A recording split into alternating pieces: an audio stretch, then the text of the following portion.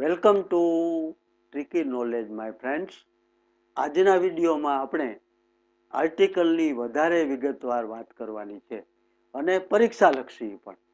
Junior class senior class પરીક્ષામાં article પૂછાણા હતા એની પણ તમને વાત કરું છું. પણ અગાઉના વિડીયો આપણે જોયો હશે અને આપને ગમ્યો હશે. એમાં આર્ટિકલની એની થોડીક વધારાની વિગત આપણે જાણીએ છીએ. કેટલીક કોમેન્ટ પણ આવી હતી, પણ ત્યારે એ વિડીયો અધૂરો હતો, 5 જ મિનિટનો હતો, એટલે થોડીક વાત ઓછી થઈ હતી. આજે તમને ડિટેલમાં સમજાવું છું. તો પહેલા સમજી લ્યો, જોઈ લ્યો બોર્ડ ઉપર. આર્ટિકલ 2 જ છે. કેટલાક ગુજરાતી ગ્રામરો આર્ટિકલ 3 છે એમ કે છે, પણ ભાઈ વાત એ ખોટી છે. એ અને એન નો અર્થ એક જ થાય અને ધ એ 2 જ આર્ટિકલ થયા. ક્યાં 3 આર્ટિકલ થયા? હવે જોઈ લ્યો, આર્ટિકલ એ નો રિપીટ કરું છું. જો નામ કાઉન્ટેબલ હોય, સંખ્યાવાચક, સામાન્ય નામ હોય અને વ્યંજનથી શરૂ થાય તો જ આર્ટિકલ એ આવે. અને સ્વર જોઈ લ્યો, એ ઈ આઈ ઓ યુ હોય તો એન આર્ટિકલ આવે. આ નિયમ ફરીથી મેં તમે રિપીટ કરી દીધો. દાખલા તરીકે કેટ એ કેટ, મેટ એ મેટ, સ્ટેટ, જેટ, જગ બધામાં આર્ટિકલ એ આવશે. કારણ કે કાઉન્ટેબલ નાઉન છે, કારણ કે કોમ્પન નાઉન છે, કારણ કે વ્યંજનથી શરૂ થાય છે. આ 3 વસ્તુ ધ્યાન રાખવાની. એટલે આર્ટિકલ એ તમને બરાબર સમજાઈ ગયો. હવે એ ઈ આઈ ઓ યુ માં તો તમે જોઈ લ્યો કે બધામાં સ્વર અને ઉચ્ચાર થશે તો જ આર્ટિકલ એન આવશે. હવે આપણે થોડીક વધારે વિગત લઈએ. આ નિયમમાં એના નિયમમાં થોડીક આપણે વાત કરી હતી, વધારે તમને સમજાવું.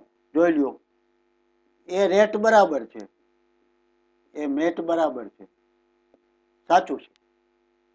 પરંતુ હવે આગળ જાય, એ હોટેલ બરાબર છે, પણ કેટલાક વ્યંજન નો ઉચ્ચાર એન થાય છે, માટે આપણે આર્ટિકલ એની આગળ એન લગાવવો પડે. જોઈ લો, શબ્દો યાદ રાખજો. An honest man. તમને વિચાર આવશે કે અહીંયા તો એ જ આવ્યો, પણ ઉચ્ચાર હોટેલ જેવો નથી થતો, હોર્સ જેવો નથી થતો, ઓનેસ્ટ થાય છે, માટે આર્ટિકલ એન. અહીંયા આર્ટિકલ એ લગાડ્યો હોય, ધ લગાડ્યો હોય તો તમારું વાક્ય ખોટું પડે. બીજું એક ઉદાહરણ નાખી લ્યો. હંબલ. હંબલ એટલે નમ્ર, તો એન હંબલ ટીચર, નમ્ર શિક્ષક.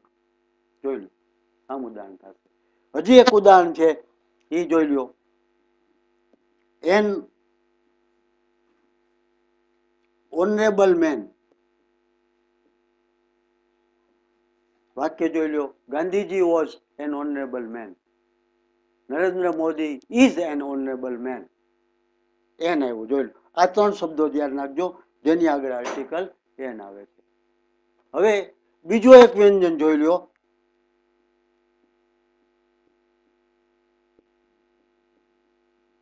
એફએમ વિડીયો, એફએમ રેડિયો, આવા કંઈક શબ્દો તમે વાંચો છો ઘણી વાર. આર્ટિકલ આવશે એન, કારણ કે એફ નો ઉચ્ચાર અ થયો, માટે આર્ટિકલ એફ. હવે કેટલા બીજું ઉદાહરણ જોઈએ. યુનિવર્સિટીની ડિગ્રી અને રાજકીય, જેને કહેવાય પોલિટિકલ હોદ્દા, પોઝિશન. દાખલા તરીકે પીએમ, દાખલા તરીકે એમપી, એમબીએ, એલએલબી. આ ડિગ્રી થઈ. હવે આ નિયમ ગઈ વખતે નહોતો સમજાયો, તમને ફરીથી રિપીટ કરી દઉં છું.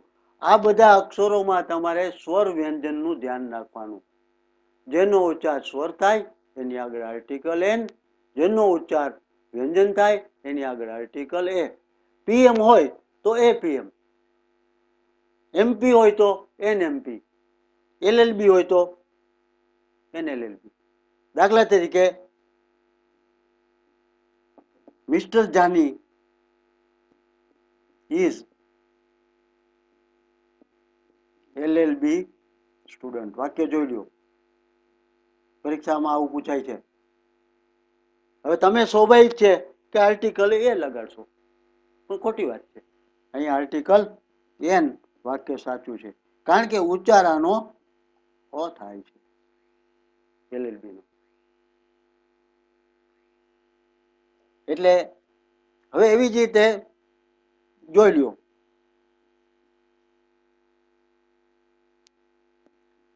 હાર્દિક ઇઝ નોટ એન MP. જોઈ લો અહીંયા MP એમ ઉચ્ચાર, અ સ્વર માટે એન આર્ટિકલ. દરેક ડિગ્રીમાં દરેક પોલિટિકલ. હવે કોઈ અહીંયા બીજું MLA લ્યો, member of the legislative party, ધારાસભ્ય, તો એન આવશે. કોઈ વિદ્યાર્થી BA થયો હોય તો એ આવશે.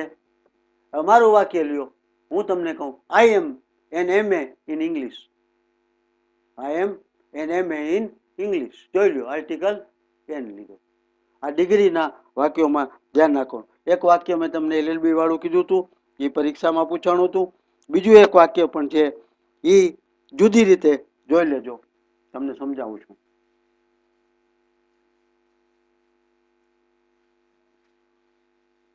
આર્ટિકલ બે રીતે પૂછાય છે. એક ખાલી જગ્યામાં પૂછાય છે અને એક વાક્ય કરેક્ટ કરવામાં પૂછાય છે. ખાલી જગ્યામાં મેં તમને સમજાવી દીધું, કરેક્ટ કરવામાં પણ તમારે ધ્યાન રાખવું પડે. દાખલા તરીકે, he is a Napoleon of his age. વાક્ય ખોટું છે.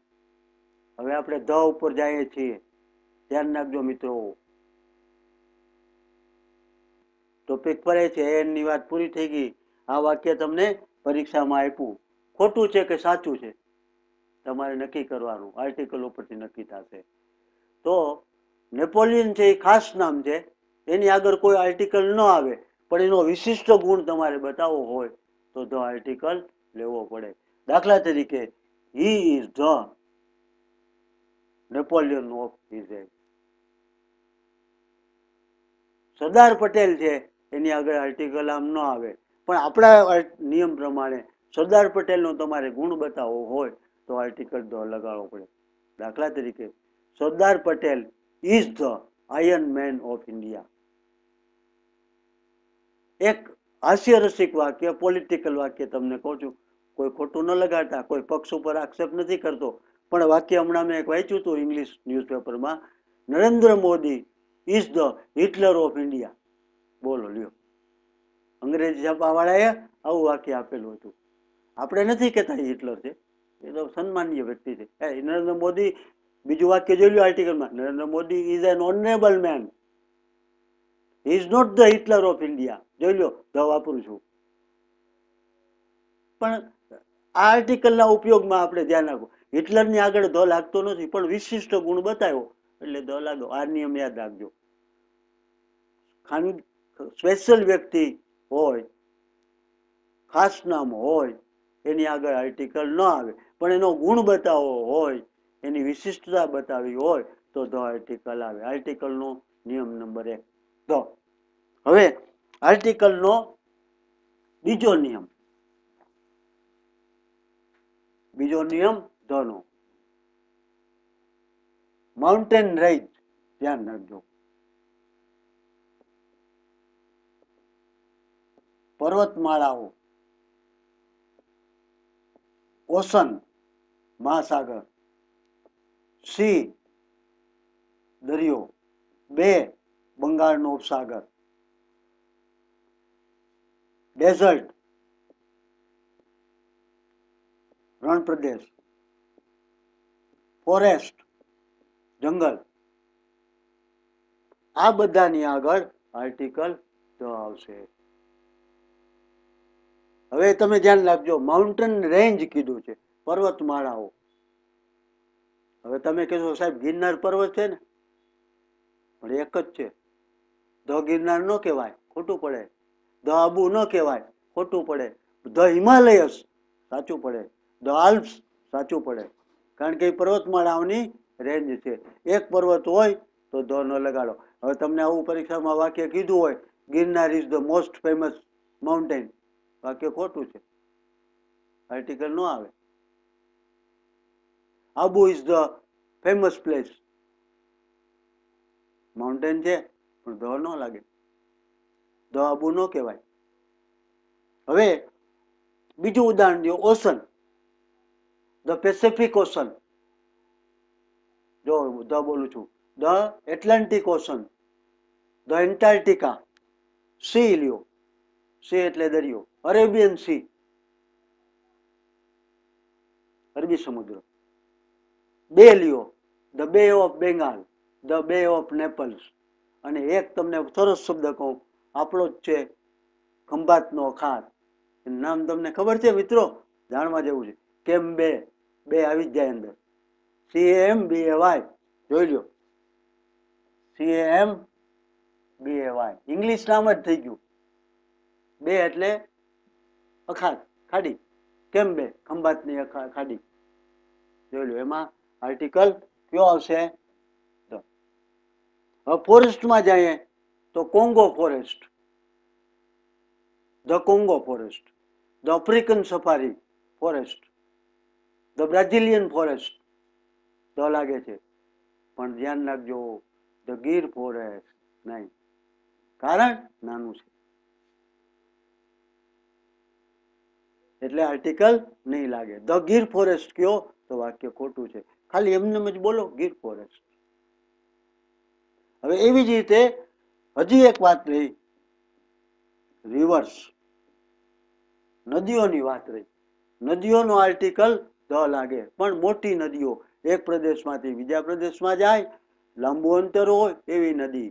દાખલા તરીકે the Brahmaputra, the Ganges Ganga, the Nile, the Amazon, the Euphrates, the ટાઇગ્રીસ.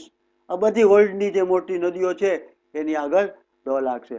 પણ તમે કહો કે સાહેબ હાજી નદી રાજકોટની, ધ નહીં લાગે ભાઈ. અમરેલીની વડી અને ઠેબી નદી, ધ નહીં લાગે, કારણ કે એ નાની નદી છે. લાર્જ, અંગ્રેજીમાં શબ્દ આવે છે large river, large mountain, large desert. હવે ટાપુમાં જોઈ લ્યો, હજી એક રહી ગયું, island, the West Indies, the West Indies, the Andaman, the Nicobar. આ બધા ટાપુઓની આગળ પણ ધ લાગે છે. કેટલી બધી વિગત આ તમે ધ્યાન રાખજો. હવે પછીનો નિયમ લઈ છે, એ પણ જાણવા જેવો નિયમ છે. તમે બધાયને રસ પડશે, બધાય ફિલ્મ ગીત સાંભળો છો, મ્યુઝિક સાંભળો છો, પણ મ્યુઝિકલ ઇન્સ્ટ્રુમેન્ટનું નામ સાંભળ્યું છે? સંગીતના સાધનો આગળ ધ આર્ટિકલ લાગશે. દાખલા તરીકે the violin, musical instrument, the tablas, the bongo, the mouth organ. વગાડે છે મોઢેથી, નથી વાજુ વગાડતા, નાના હતા ને મેળામાં જતા ત્યારે વગાડતા તમે આવડું વાજુ લઈને, એ માઉથ ઓર્ગન મ્યુઝિકલ. પછી ઇલેક્ટ્રિક ગિટાર, ધ પખવાસ. પછી રાજ કપૂર ફિલ્મમાં વગાડતો હોય ધ એકોર્ડિયન. આમાં એ બધા સંગીતના સાધનોની આગળ હંમેશા ધ લાગશે. એટલે ખ્યાલ આવી ગયો? હવે આપણે આગળ હજી જઈએ છીએ. ધના નિયમ તો ઘણા બધા છે, પણ તમને સમજાવજો. હવે જોઈ લ્યો, દુનિયાની અજાયબીઓ, વન્ડર્સ ઓફ ધી વર્લ્ડ, અથવા તો મોટી ઇમારતો જે પ્રખ્યાત હોય. જોઈ લ્યો, ધ તાજમહાલ, દુનિયાની એક અજાયબી. ધ એફિલ ટાવર, દુનિયાની અજાયબી. ધ હેંગિંગ ગાર્ડન, દુનિયાની અજાયબી. બરાબર? ધ કુતુબ મિનાર, ધ કુતુબ મિનાર કહું છું, જોઈ લો. ધ આર્ટિકલ ધ લાગશે, દુનિયાની અજાયબી. બરાબર. એટલે અથવા તો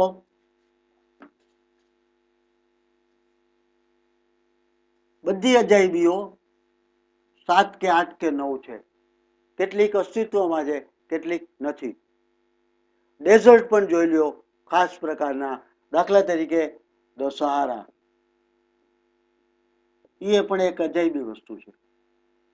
રણ ભૌતિક ભૌગોલિક રીતે.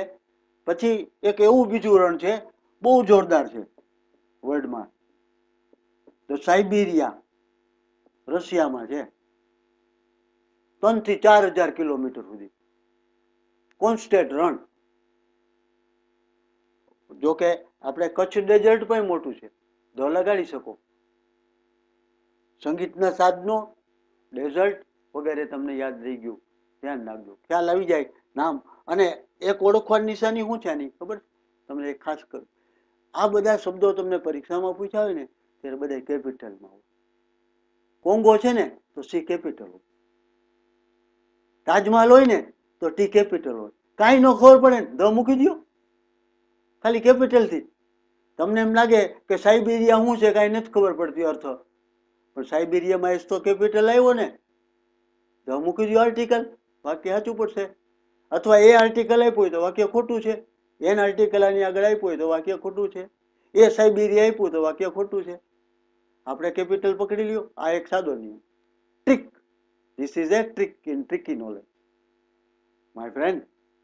આજ સમજવાનું છે અમારી પાસે. અમે તમને આવું જ કંઈક નવું નવું આપીએ છીએ, જે તમને ગ્રામરમાં નહીં મળે, ચોપડીમાં નહીં મળે, પુસ્તકોમાં નહીં મળે. અમારા વિડીયો વોચ કરતા રહ્યો, તમને આવું આવું નવું નવું કંઈક જાણવાનું મળશે. આ પણ એક અજાયબી છે જ્ઞાનની, હો, નોલેજની. Wonder of the knowledge, this is the wonder of the knowledge. જેમ કે તમે સ્ટેટિસ્ટિકમાં જોવો છો, આમાં જોવો છો, આમાં જો. હવે આપણે આગળ વધીએ. હજી હવે થોડીક વિશિષ્ટ વાત આવશે. ધ આર્ટિકલનો ઉપયોગ કેટલાક છાપાવાળાઓ કરે છે, કેટલાક છાપામાં નથી આવતું. ઇંગ્લિશ છાપાઓ ખાસ કરીને જે આખા દેશમાં મોટી સંખ્યામાં વંચાતા હોય, વર્લ્ડમાં વંચાતા હોય, એની આગળ ધ આર્ટિકલ આગળ. આ તમે છાપું ન વાંચતા હો તો પણ વાંચતા જાજો. નામ તો તમે સાંભળ્યું હશે, ભલે ન આવડે વાંચતા, ધ ટાઈમ્સ ઓફ ઇન્ડિયા. આ છાપું વાંચવાની પ્રેક્ટિસ પાડજો ઇંગ્લિશ સારું કરવું હોય તો. કારણ કે આને એમાં જોજો વાક્યોમાં ધ આર્ટિકલ હશે, એન આર્ટિકલ હશે, બધા ગ્રામર, સિન્સ હશે, ફોર હશે, અગાઉ સમજાવેલું બધું એમાં આવી જશે ગ્રામર. ધ બીજું છાપાનું નામ જનરલ નોલેજમાં પણ ધ્યાન રાખો, ધ ફ્રી પ્રેસ ઇન્ડિયા. આ આપણા ભારતના બે મોટા અંગ્રેજી અખબાર છે. એમ તો છે ધ બિઝનેસ સ્ટાન્ડર્ડ છે, ધ ઇકોનોમિક્સ ટાઈમ્સ છે, પણ એ આર્થિક છાપા છે, એનો વિકાસ લિમિટેડ છે, સર્ક્યુલેશન ઓછું. પણ આ તો બધે તમે મદ્રાસમાં જાઓ ને તો ધ ટાઈમ્સ ઓફ ઇન્ડિયા મળે, આસામમાં જાવ તો ધ ટાઈમ્સ ઓફ ઇન્ડિયા મળે, કલકત્તામાં જાવ તો ધ ટાઈમ્સ. હવે એવું જ એક છાપું ઇંગ્લેન્ડમાં પ્રખ્યાત છે, ધ્યાન રાખજો, જનરલ નોલેજમાં ધ મિરર. બીજું એવું છાપું બ્રિટનમાં આવું પ્રખ્યાત છે, એનું નામ પણ નામ જનરલ નોલેજમાં યાદ રાખજો, the Daily Telegraph. The Daily Telegraph. The general knowledge ક્યાંનું? તો કે બ્રિટિશ, ઇંગ્લિશમાં છાપું છે. એવું એક અમેરિકન છાપું છે, એ પણ તમે યાદ રાખો, અમેરિકાની અંદર આવે છે. એ છાપાનું નામ છે the Washington post. The Washington post જોઈ લો, અમેરિકાનું પ્રખ્યાત અખબાર. અને રશિયાનું એક પ્રખ્યાત અખબાર છે, એનું નામ પણ તમે જાણી લ્યો, એ ઇંગ્લિશમાં આવે છે, રશિયનમાં આવે, ધ પ્રવદા. જનરલ નોલેજમાં યાદ રાખજો, ધ પ્રવદા રશિયન અખબાર. હવે હજી આપણે થોડુંક આમાં હજી ડિટેલમાં જાય છે, ધ આર્ટિકલમાં, એ તમને બતાવી દઉં. વેકેશનમાં જાઓ છો ને ત્યારે કેટલીક હોટલોમાં તમે રોકાતા હશો, નાની હોટલમાં નહીં, મોટી હોટલ હોય ને, જોઈ લો. હોટેલ આર્ટિકલ હવે લગાડું છું તો હોટેલ તાજ. ધ સિમલામાં છે વાઇસરોય હોટેલ.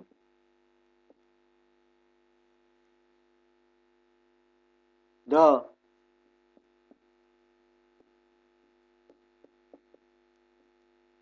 હોલિડે ઇન હોટલનું નામ. આ 5 સ્ટાર હોટલ, 3 સ્ટાર હોટલો ધ્યાન રાખજો. પણ રામ ભરોસે હોટલ હોય તો ધ ન આવે હો. અવધ હોટલ હોય તો ધ ન આવે. રાજ હોટલ હોય તો ધ રાજ હોટલ ન કહેવાય, કારણ કે એ તો સામાન્ય રેસ્ટોરન્ટ. આ હોટલમાં રહેવાનું, જમવાનું બધું મોટું હોય છે અને ટૂરમાં ગોઠવાયેલી હોય છે, માટે વસ્તુ ધ્યાન રાખજો.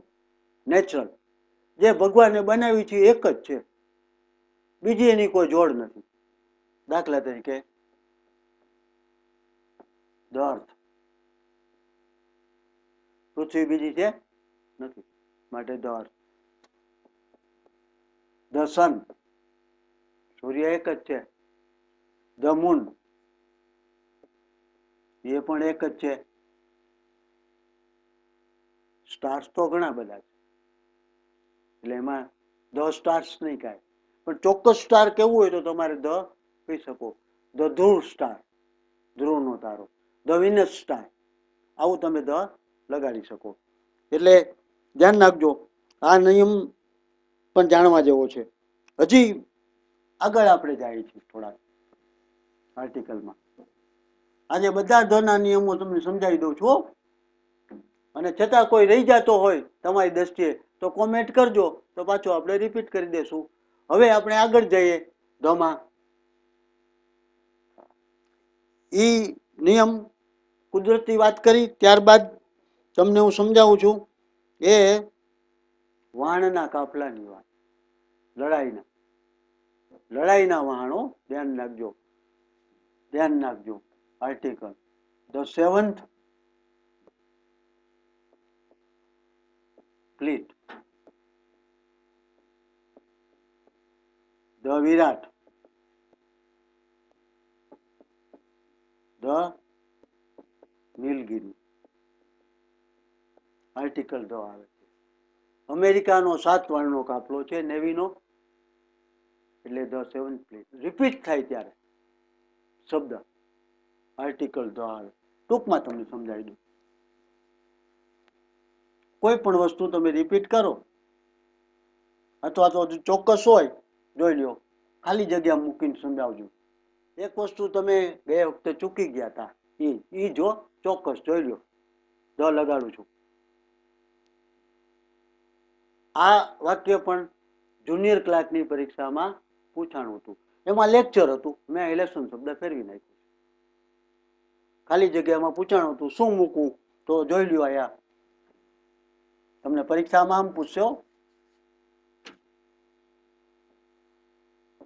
A N the none. આ જુનિયર ક્લાર્કમાં પૂછાણું હતું 2017માં. વાક્ય જોઈ લો, કયો આર્ટિકલ મૂકશો? The thing. The thing you missed my lesson, last lesson is this. હવે હજી એક વાક્ય તમને આપી દઉં છું, હાલો વધારાનું. એ કઈ પરીક્ષામાં પૂછાણું હતું તમે વિચાર કરશો. આર્ટિકલ કયો લેવો નિયમ પ્રમાણે. આ પણ ઓડિટરની પરીક્ષામાં, આઈપીએસની પરીક્ષામાં, જીપીએસસીની પરીક્ષામાં આ વાક્ય પૂછાણું હતું. ખાસ ધ્યાન રાખજો. 2017માં હો, 3 પરીક્ષામાં વાક્ય હતું સેમ. હવે જો તમે એ લિટલ મૂકશો, કારણ કે તમે સમજી ગયા આ છે, પણ વાક્યમાં ચોક્કસ વાત કરી છે કે તમને જે માહિતી મળી છે એ જ માહિતી, માટે આર્ટિકલ ધ. ચોક્કસ તમે હો સર્ટેન હો ત્યારે તમારે આર્ટિકલ ધ મૂકવાનો.